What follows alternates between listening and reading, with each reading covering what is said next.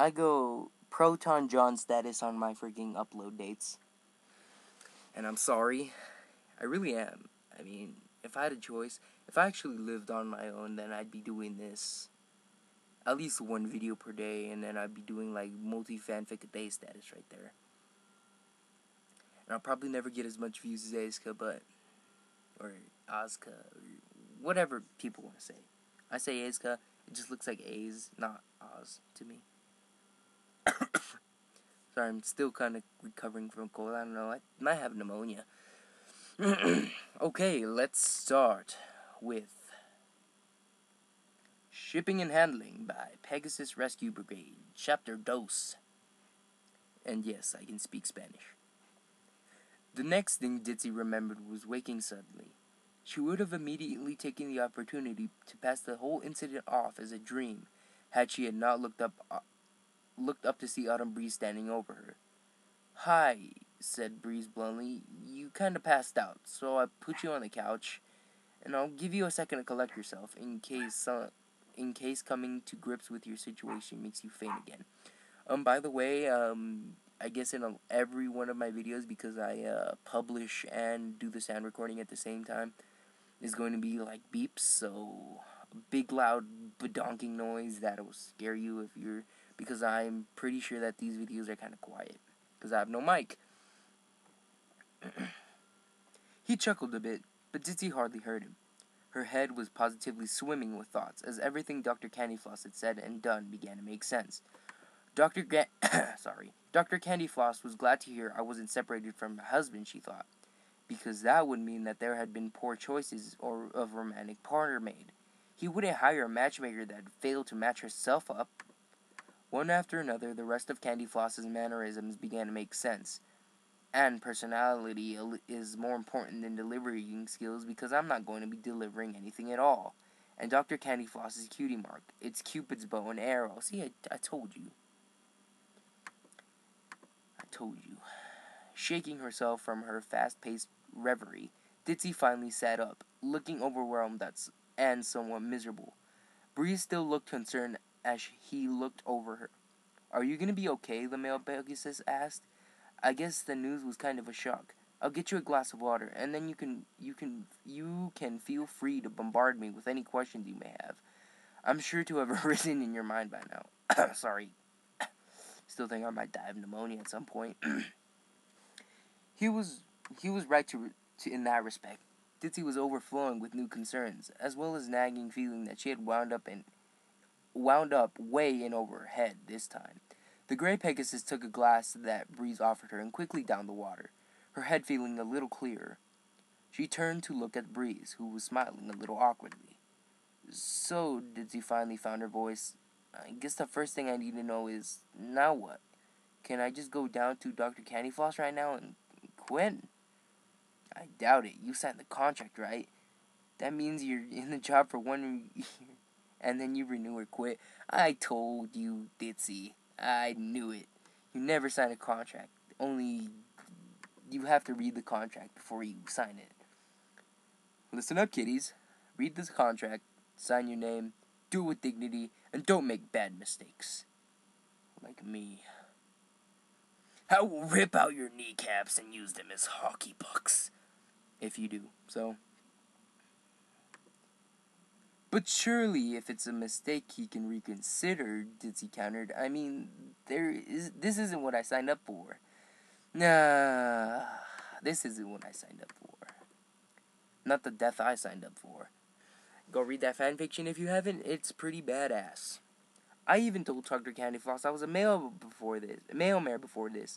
"You did?" Breeze looked intrigued. "Well, it's not like I haven't been telling him that one of these days a male pony was going to apply by accident. That must mean he hired you on purpose, even knowing that you had no idea what was going on." "What?" Ditzy replied incredulously. Oh, that's a hard word to say. "I knew he was desperate for new employees, but at the point of hiring completely inexperienced mares that aren't even aware what they're applying for, you didn't read the contract." "No, it's not that,"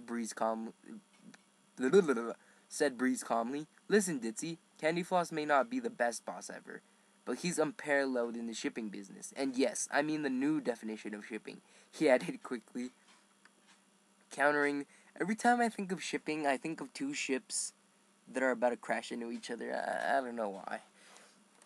Anyway, he would never do something like this without a reason. If he hired you on such bizarre circumstances, then he sees something in you that he likes, and will make a valuable member on our team. Ditzy looked skeptical. What else do you know about Dr. Candyfloss? Quite a bit, actually. First of all, he's not a doctor. He just likes the sound of adding the title to his name. I tend to remind him that pretty often, since it drives me crazy, and the thing's gonna beep really loudly. Oh my god, it actually didn't beep this time. Hallelujah. I want to see my timer. 5:53. Okay. Since blah blah blah blah blah. He was born into a family that had a candy company in Philadelphia, but he never really liked the candy business. He was an introverted little colt. Not talking to many ponies. Oh my god, I can't even talk to her. I'm gonna skip that, but it's basically didn't speak much to other ponies because I can't. I'm tongue-tied right now. And anyways, keeping notes in a secret notebook of his. Then one day, so he tells me, he put all those notes he took to good use, dropped a few choice tidbits of information to a few choice ponies, and by the end of the day, half the employees at the factory were paired up with their significant other. And thus, Candyfloss got his matchmaking cutie mark. But my special talent isn't matchmaking. My cutie mark has nothing to do with it. Neither does mine, said Breeze calmly, showing off his cutie mark, a maple leaf. He's Canadian.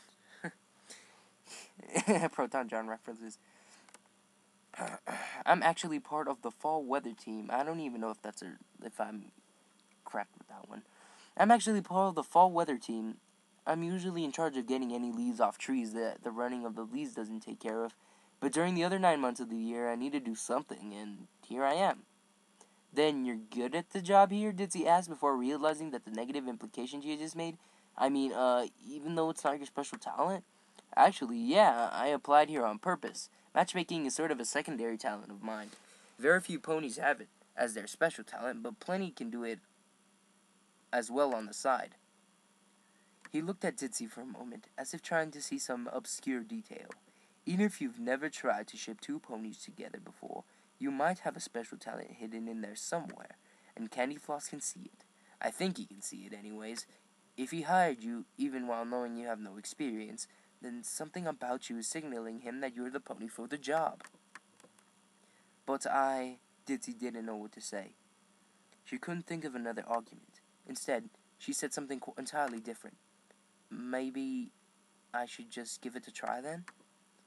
That's the spirit, Breeze smiled broadly.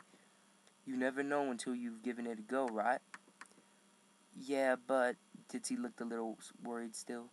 Can you give me a better idea of what I need to do? Sure, it's not as hard as it sounds, Breeze replied. See, the pony looking to win the heart of their crush sometimes is unsure how to go about doing it. So they call this company. And Candyfloss sends whomever he deems to be the best pony for the job. And don't think he doesn't already have a specific type of job in mind for you. He does. He's always a step ahead somehow.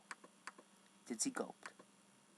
Anyway, one of us goes to meet the love-struck pony, Breach continued, and find out what the object of their affection is. Then comes the fun part. We're tasked to find a discreet way to get the other pony interested in our client. To whatever extent the client asks, be it a simple, casual date, or something way more complicated. A price is agreed on beforehand, which is different for every pony. We bargain with our client until we both agree on a price. If we succeed in the matchmaking, then the client pays. And if we fail, Ditzy asked, that's up to the client. Some are friendly and will give a fraction of the pay for the attempts. Others won't turn over a single bit if they're dissatisfied. In that way, it can be a tough business. And 10% of your pay goes to Candyfloss so we can keep this run-down place from coupling in on us. All right, that makes sense, Ditzy responded. But you still didn't tell me about how to go about the matchmaking business. Breeze grinned mischievously. That's because the part is different every time. Get creative, and don't get too worked up about it. If you have a talent for this stuff, it usually works out, surprising as it may sound. Ditzy didn't believe him, and he seemed to pick up on that. Really, don't worry, he said gently. Try it once or twice, and see for yourself. A loud screech filled the room. Ditzy flinched at the sound, but Breezy didn't get as much of a bad of an eyelash. You get used to it, he said dully. It's the intercom. The grating sound was replaced by a breathy voice of Candy Floss. Paging Miss Dew. Please report to my office for your first assignment. Ditzy shot a panicked look at Breeze, who just smiled and shrugged. Good luck, he chuckled as Ditzy slowly exited the room. Ditzy stared at the address on the little paper. It was only research he had given. There was no way to know if the client was or what kind of job they had in mind. Good reading. Happy trails.